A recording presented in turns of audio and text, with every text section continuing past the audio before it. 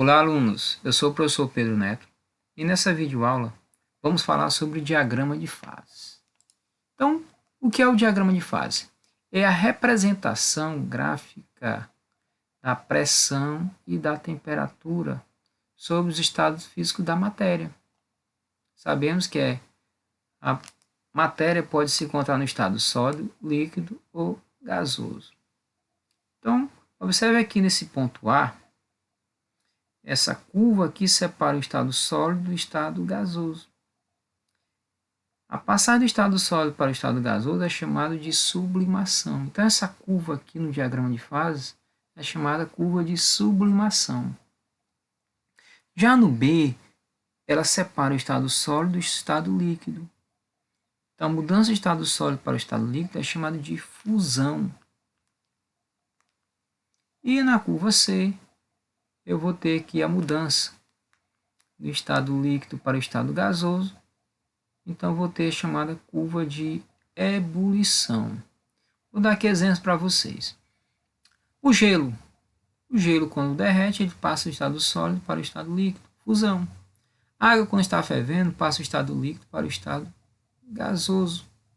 Então, sofre aí a ebulição. A bolinha de naftalina, ela passa do estado sólido para o estado gasoso. Além disso, eu tenho o ponto 1. O ponto 1 é onde ocorre o encontro das três curvas A, B e C. É chamado de ponto triplo. O que é o ponto triplo? É um ponto em que a substância encontra-se ao mesmo tempo no estado sólido, líquido e gasoso. E o 2 é o chamado ponto crítico. O ponto crítico é onde eu vou separar a substância em estado gasoso entre vapor e gás. Esse gráfico aqui, como coloquei para a maioria das substâncias. A outras substâncias podem mudar o comportamento, mas é nessa curva B. Observe que anteriormente a curva de B estava mais fechada em relação a C. Agora está mais aberta. Mas a situação da aplicação aqui é a mesma. Bom, nós temos aqui o gráfico representando a água.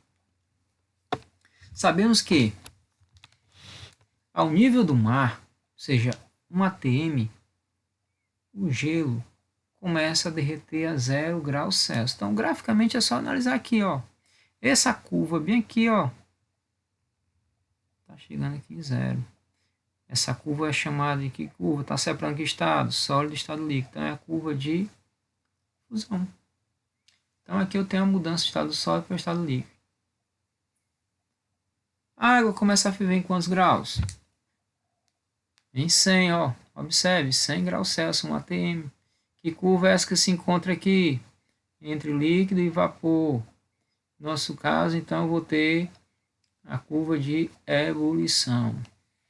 E esse ponto aqui, que se encontram as três curvas, é o ponto triplo. É onde eu posso ter água ao mesmo tempo no estado sólido, líquido e gasoso. Qual seria a possibilidade? A temperatura ser de 0,01 grau Celsius e a pressão de 0,06 atmosfera. Bom, aqui eu tenho um gráfico para demonstrar aqui a aplicação. Quando a gente muda a pressão, podemos mudar o estado físico da matéria. Vamos pegar aqui, ó, o ponto A e o ponto B. Repare que eles têm em comum a mesma temperatura. Mas reparem que o A tem uma pressão diferente de B. Que quer dizer, se o A tem a mesma temperatura de B, se eu baixar a pressão dele de A para B, então ele passa do estado sólido para o estado líquido. De A e C, observe que ele tem em comum A e C, ó, pressão. As temperaturas são diferentes. Quer dizer, se aumentar a temperatura de A, ele pode passar do estado sólido para o estado líquido.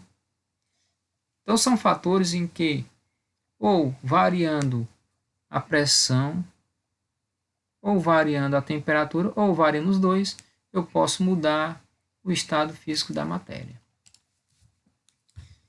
Eu tenho aqui uma relação para mostrar a vocês a alteração do ponto de fusão e ponto de ebulição quando a pressão atmosférica ela muda.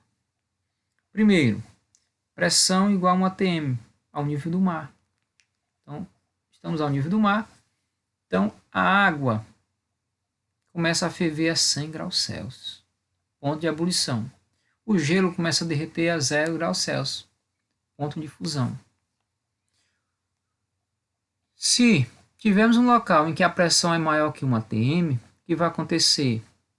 A ebulição da água é acima de 100 graus Celsius. Então a água começa a ferver acima de 100. E o gelo vai começar a derreter abaixo de 0 graus Celsius. Em locais em que a pressão atmosférica é menor que 1 atm, locais de grande altitude, o que vai acontecer lá?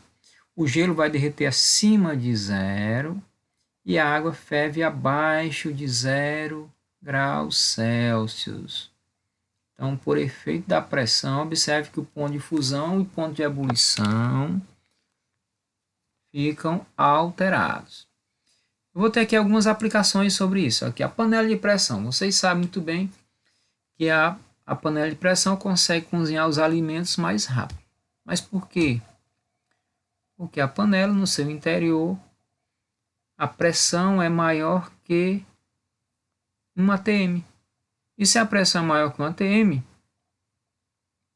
a água vai começar a ferver acima de 100 graus Celsius.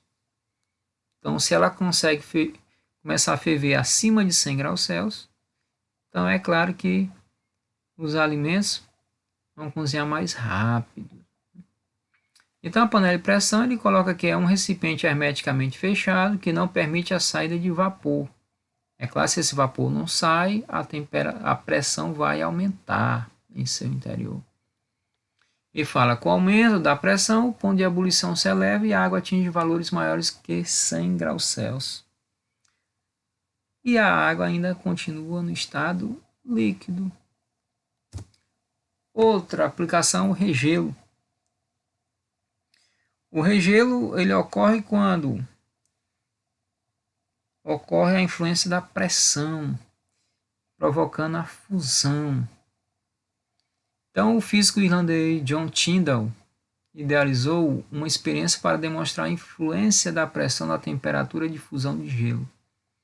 Sobre um bloco de gelo, foi colocado um fio fino e resistente com peso nas extremidades. O que aconteceu aí? Na figura aqui, observem que os pesos e o fio exerceu sobre a barra de gelo uma certa pressão. Essa pressão exercida fez com que o ponto de fusão do gelo fosse abaixo de 0. Então começou a derreter. Mas como após esse arame passar por essa barra de gelo, a pressão volta ao normal e o gelo continua intacto. O que vai acontecer? O arame vai cortar, passar completamente pelo bloco de gelo, mas no final o bloco de gelo não vai estar cortado por efeito dessa mudança aqui de pressão. Então ele fala aqui, com o aumento da pressão exercida pelo fio, a temperatura de fusão do gelo diminui, né, e o gelo começa a derreter, entra em fusão. O fio começa a passar pela parte líquida. Depois da passagem do fio, a pressão volta ao normal e o gelo está lá intacto novamente. Então, o efeito da pressão. E nós temos aqui a figura aqui da bebida. E fala, por que a cerveja ainda líquida, quando retiramos a garrafa do congelador, ela congela em contato com as mãos? Então é muito comum, às vezes, você pega aquela bebida bem fria lá do freezer e ao tocar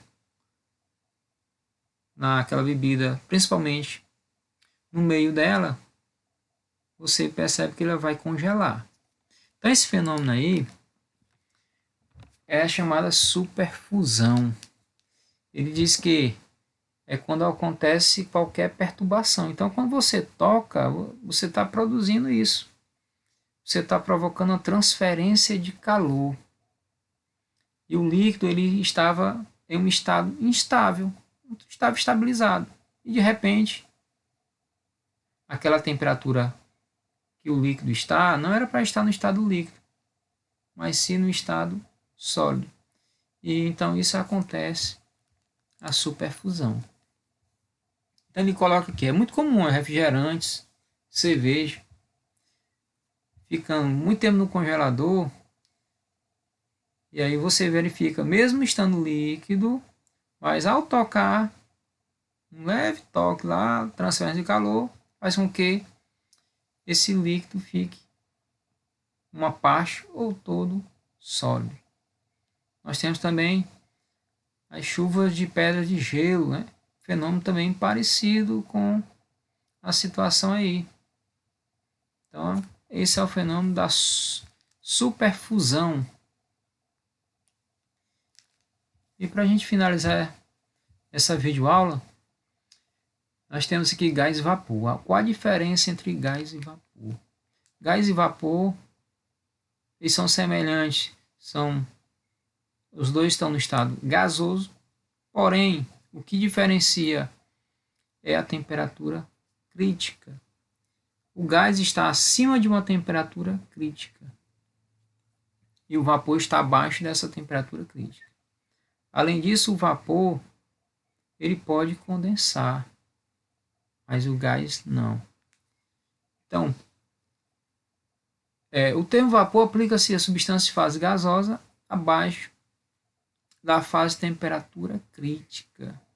O vapor ele pode ser condensado. O que é condensar? É passar do estado gasoso para o estado líquido.